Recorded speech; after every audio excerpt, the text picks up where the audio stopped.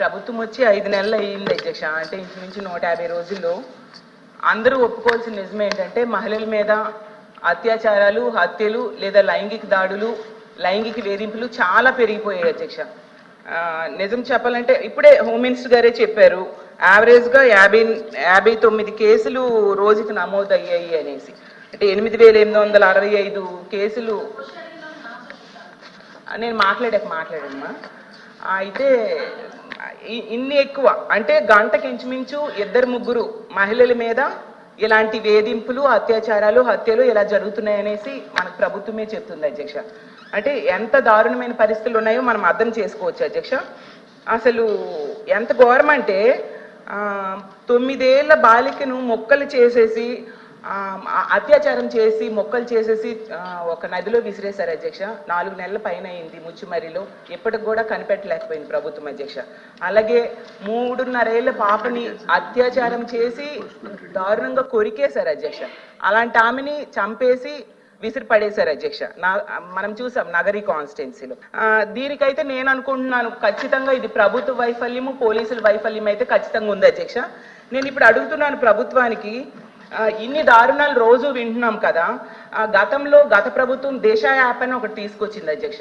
నిజంగా దిశ యాప్ ఉండేప్పుడైతే ఈ రాష్ట్రంలో మహిళలు చాలా ధైర్యంగా ఫీల్ అయ్యేవారు అధ్యక్ష. బయటికి వెళ్ళినప్పుడు ఎవరైనా అల్లరి పెట్టినా దిశ యాప్ ప్రెస్ చేస్తే SOS బటన్ ప్రెస్ చేస్తే చక్కగా పోలీసులు కొన్ని నిమిషాల్లోనే వస్తారు అని చెప్పి చాలా ధైర్యం ఫీల్ అయ్యేవారు. దానికోసం అనేసి 900 పైగా 2-వీలర్ వెహికల్స్, అలాగే 160 పైగా 4-వీలర్ వెహికల్స్, అలాగే దిశ వ్యవస్థ కూడా జగనన్న తీసుకురావడం జరిగింది అధ్యక్ష. ఇప్పుడు ఆ దిశ యాప్ ఈ ప్రభుత్వం కొనసాగిస్తుందా లేదా నేను అడుగుతున్నాను అధ్యక్ష. ఒకవేళ కొనసాగిస్తే ఇప్పటికీ ఎన్ని కేసులు ఈ దిశ యాప్ ద్వారా నమోదయ్యాయి అని అడుగుతున్నాను అధ్యక్ష. ముచ్చుమరి కేసు గురించి, అదే విధంగా మళ్ళా ఏదో కొరికారు, చంపారు అని చెప్పి నగరి కాన్షియన్స్. నేనేమంటానంటే అధ్యక్ష, 3.5 సంవత్సరాల ఆడబిడ్డ చనిపోవడమే దౌర్భాగ్యం. దాంట్లోని ఎవరైనా రేప్ చేసి చచ్చిపోవడం అన్నది ఇంకొంచెం ఆ తల్లిదండ్రులకి కడుపు కోత. అటువంటి సందర్భాల్లో కూడా దాన్ని కూడా రాజకీయం చేయడానికి, దానికి చిరువులు పొలవులు అల్లి దాని గురించి మాట్లాడే పరిస్థితి వచ్చినప్పుడు నిజంగా ఒక ఆడపిల్లలుగా మనం ఆలోచించాలి, తల్లిదండ్రులుగా మనం కూడా కాసేపు ఆలోచించి మాట్లాడాలన్న సంగతి అయితే నేను తెలియజేసుకున్నాను అధ్యక్ష. ఎందుకంటే అధ్యక్ష, ఇక్కడ ముచ్చుమరి కేసు అవనేయండి, అత్తాకోడలు రేప్ విషయం అవనేయండి, అదేవిధంగా పొంగునూరులో జరిగిన విషయం అవనేయండి, ఏదైనా జరిగిన తర్వాత ప్రాథమిక విచారణ జరిగిన తర్వాత పోలీస్ డిపార్ట్మెంట్ దగ్గర నుంచో లేకపోతే వాళ్ళ తల్లిదండ్రుల నుంచో ఒక నోట్ వచ్చిన తర్వాత దాని గురించి మాట్లాడండి, పోరాటం చేయండి. దానికి మేమేం చేయాలో మేము చెప్తాం అధ్యక్ష. అంతేగాని రేపే జరగకుండా అమ్మాయిని గ్యాంగ్ రేప్ చేశారు, తర్వాత చంపేశారు, ఇలాంటి పదాల వల్ల తల్లిదండ్రుల తాలూకా మానసిక వేదన ఎంత ఉంటుందో ఒక తల్లిగా నేను కూడా అనుభవించి చెప్పే పరిస్థితి అందరం కూడా దాని గురించి మనం అనుభవించి మాట్లాడుకోవాలి అధ్యక్ష. అదేవిధంగా అధ్యక్ష, మరీ చెప్తున్నాం, ఇప్పటి వరకు జరిగిన క్రైమ్స్ అన్నింటిలోని కూడా మ్యాక్సిమం అందరినీ కూడా 24 గంటల నుంచి 48 గంటల్లో మొత్తం అందరినీ కూడా అరెస్ట్ చేయడం జరిగింది. వాళ్ళందరినీ కూడా రిమాండ్ పెట్టడం జరిగింది. దయచేసి వినండి సార్ ప్లీజ్, ఇది చాలా సెన్సిటివ్ విషయం. మీరైనా నేనైనా ఎవరైనా మహిళల భద్రత విషయంలో రెడీగా ఉండాల్సిందే, పరంగా ఉండాల్సిందే. దయచేసి ఇప్పుడు మేము చెప్తున్న విషయాల్లో మీకు ఏమైనా అబద్ధం అనిపిస్తే కనుక నేను మళ్ళా ఎంతమంది మాట్లాడినా సమాధానం చెప్పడానికి నేను రెడీగా ఉన్నా. దయచేసి ఒకసారి ముచ్చుమరి విషయంలో ఎవరైతే చంపేశారో నిజంగా అమ్మాయి బాడీ ఐడెంటిఫికేషన్ అవ్వలేదు. ఐడెంటిఫై ఎందుకు అవ్వలేదు అన్న సంగతి కొన్ని బయటికి మనం చెప్పలేము కాబట్టి ఆ విషయంలో చెప్పలేకపోతున్నాను అధ్యక్ష. సభ ముందు కొన్ని ఉంచలేము. రిటర్న్గా రాసిమ్మన్నా కూడా రిటర్న్గా రాసి ఇవ్వడానికి మేము రెడీగా ఉన్నాం అధ్యక్ష.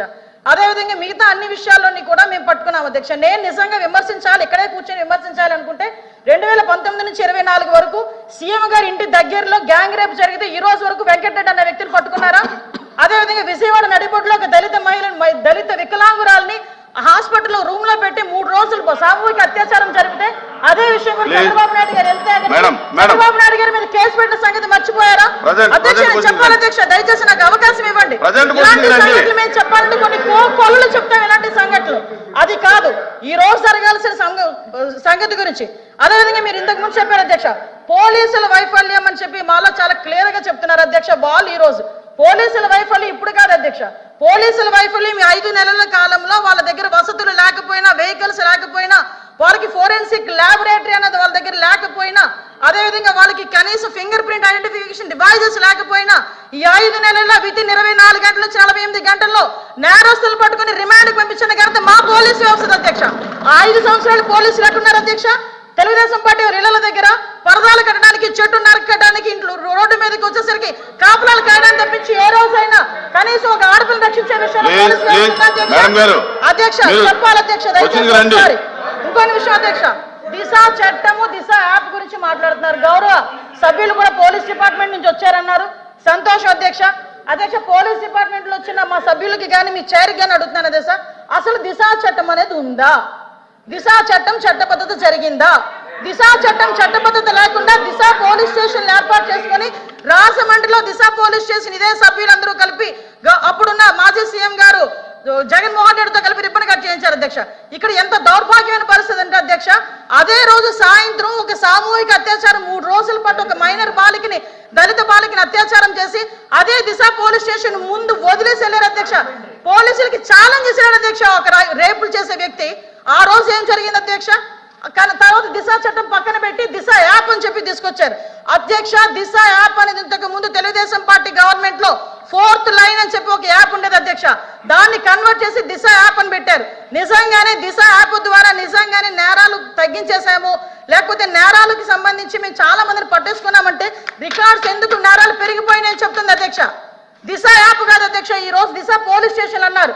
ఆ రోజు మహిళా పోలీస్ స్టేషన్ బోర్డులు తీసి దిశ పోలీస్ స్టేషన్ అని పెట్టడం నిజం కాదా అధ్యక్ష? మీ సభ్యులు చెప్పాలి, పోలీస్ ఆఫీసర్ కదా ఆయన. ఆ రోజు దిశ మహిళా పోలీస్ స్టేషన్ బోర్డులు మార్చి దిశ పోలీస్ స్టేషన్ అని ఏర్పాటు చేసి ఈవెన్ నిర్భయ యాక్ట్ గురించి చెప్పారు. నేను అన్ని విషయాలు మాట్లాడడానికి సిద్ధపడి అక్కడికి వచ్చా. నిర్భయ యాక్ట్ గురించి మాట్లాడారు అధ్యక్ష. దిశ చట్టం అని చెప్పి లేని చట్టాన్ని తీసుకొచ్చిన తర్వాత చాలా మంది దిశ పోలీస్ స్టేషన్కి వెళ్ళి మేము కంప్లైంట్ ఇచ్చామంటే దిశ చట్టం ద్వారా మేము నోట్ చేస్తున్నామన్నారు. నిర్భయ చట్టాన్ని కనీసం పెట్టడానికి కూడా ముందుకు రాలేదు అధ్యక్ష.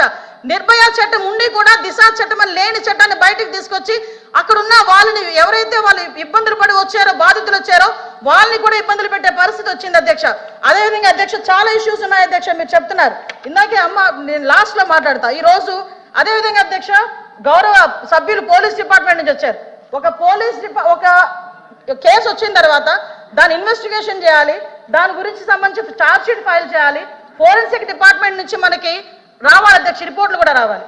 అమరావతిలో ఫోరెన్సిక్ డిపార్ట్మెంట్ సంబంధించి ఒక ల్యాబొరేటరీ కట్టడానికి సెంట్రల్ గవర్నమెంట్ దగ్గర 200 కోట్ల రూపాయలు శాంక్షన్ చేస్తే కేవలం అమరావతిలో ఉన్నది ఆ ఒక్క ల్యాబొరేటరీ అనే ఉద్దేశంతో ఈ రోజుకి కన్స్ట్రక్షన్ మధ్యలో ఆపేసి 5 సంవత్సరాలు ఫోరెన్సిక్ ల్యాబొరేటరీని కూడా ఒక్క స్టెప్ ముందుకేయకుండా చేసిన మీరు ఈ రోజు ఫోరెన్సిక్ ల్యాబొరేటరీ గురించి మాట్లాడుతుంటే బాధ అనిపిస్తుంది అధ్యక్ష. 5 సంవత్సరాలు వేస్ట్ అయింది. ఈ రోజు 5 సంవత్సరాల్లో ఫోరెన్సిక్ ల్యాబొరేటరీ కనుక జరిగుంటే, నిర్మాణం జరిగుండి ఈ రోజుకి కూడా లైవ్ లో ఉండుంటే ఇలాంటి సంఘటనలు జరిగిన వెంటనే శిక్ష పడేదానికి 4 సంవత్సరాలు 5 సంవత్సరాలు అవసరం లేదు అధ్యక్ష. 4-5 నెలల్లో శిక్ష పడి నేరస్తున్న వాళ్ళు ఈ రోజు జైలు శిక్ష అనుభవించే పరిస్థితులు ఉండేది అధ్యక్ష. ఆ రోజు జరిగిన ల్యాప్సెస్ ఇన్ని మన దగ్గర పెట్టుకొని వాళ్ళ దిశ చట్టానికి 4 వీలర్స్ అన్నారు, 2 వీలర్స్ అన్నారు. ఎక్కడ ఉన్నాయి అధ్యక్ష? మంత్రి గారు అధ్యక్ష ఒక్క విషయం వినాలి. ఇప్పుడు అడిగిన దానికి సమాధానం చెప్పండి. మీ ఒక్క ప్రశ్నకే అరగంట టైం తీసుకుంటే సభ నడపాలి కదా. మీరు క్లోజ్ చేయండి. అధ్యక్ష ఇక్కడ మీరు ఒక మాట నాకు మాట వినాలి. అడిగిన దానికి చెప్పండి అధ్యక్ష. నాకు ఒక మాట, వీళ్ళందరూ క్వశ్చన్స్ వేశారు అధ్యక్ష. అధ్యక్ష నేను వాళ్ళు వేసిన క్వశ్చన్స్ కి బియాండ్ ఒక లైన్ కూడా వెళ్ళలేదు. మీరు క్వశ్చన్ కి సమాధానం చెప్పండి, తప్పే లేదు. క్వశ్చన్ కి సమాధానం మీరు పూర్వపరాలు వర్తమానం అన్ని చెప్తారా? సభలో 1 word ఆన్సర్స్ చెప్పలేం కదా. వాళ్ళు క్వశ్చన్స్ అడిగారు, మేము చెప్తున్నాము. కూర్చోండి సార్ అధ్యక్ష చెప్పండి మంత్రి. 5 సంవత్సరాలు లా అండ్ ఆర్డర్ ఫెయిల్ అయింది, నిజంగానే ఫెయిల్ అయిందండి. శ్రీనివాస్ గారు కూర్చోండి. శ్రీనివాస్ గారు కూర్చోండి. కూర్చున్నారంటే ఇంక నిజంగానే ఫెయిల్ అయింది. కూర్చోండి. మేడం చెప్పండి. మాట్లాడుతున్నారు అధ్యక్ష, ఇది కాదు, సభ్యత కాదు. నేను సమాధానం చెప్తున్నాను ఒక మంత్రిగా. వాళ్ళు క్వశ్చన్స్ అడిగారు, చెప్పండి. అధ్యక్ష ఇంకా అధ్యక్ష ఈ రోజు మహిళల గురించి మాట్లాడటం అన్నది భాష గారు అయిన తర్వాత మాట్లాడదు. మేడం గారు చెప్పిన తర్వాత నేను మీకు రిక్వెస్ట్ మేడం మీరు చేతితో మాట్లాడండి. చాలా అనకూడదు కాబట్టి నేను ఆగుతున్నా. ఇప్పటి వరకు సభ్యులు అడిగిన క్వశ్చన్స్ ని దాటి నేను ఒక్క లైన్ ముందుకెళ్ళానేమో మీరే చెప్పండి. సభ్యులు అడిగిన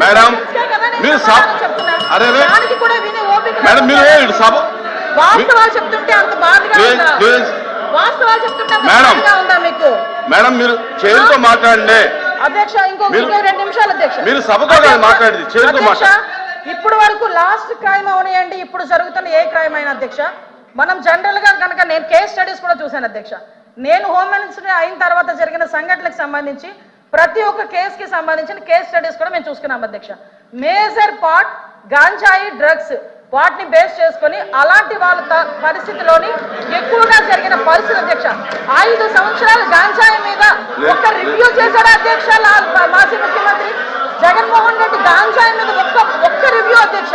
ఈ రోజు గాంజాయిని అరికట్టడానికి దమ్మున్న నాయకుడు మా నాయకుడు గాంజాయి నార్కోటిక్ టాస్క్ ఫోర్స్ ఈ రోజు తీసుకొచ్చారు అధ్యక్ష.